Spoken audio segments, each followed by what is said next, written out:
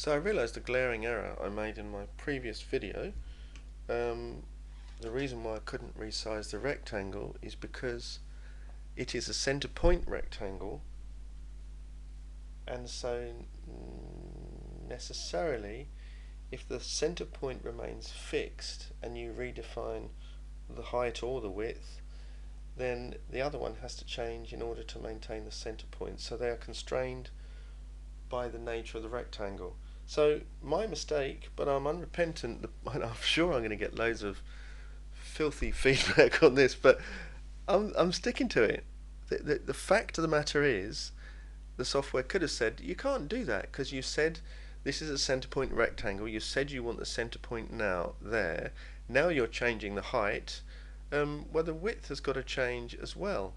By the way, it messed up those constraints because I am where I am now. Now the other thing is I redrew using a 2-point diagonal 2-point rectangle, and I don't seem to have any broken extrudes, so it must have been clever enough, I'm guessing, although this might bite me later on, to have recognised that the lines it used to rely on are gone, but that there are some new lines nearby that it can use instead, which is probably unsafe. I would want it to say, look, I've done this, is that okay? The other thing is I can't delete these construction points. I can delete, oh okay, you delete the line and then the point goes. You see, you could have it say, when I try and delete that point, I won't even let me select it. It could easily say, this is a point on the end of a construction line. Select the construction line instead, and then it's gone.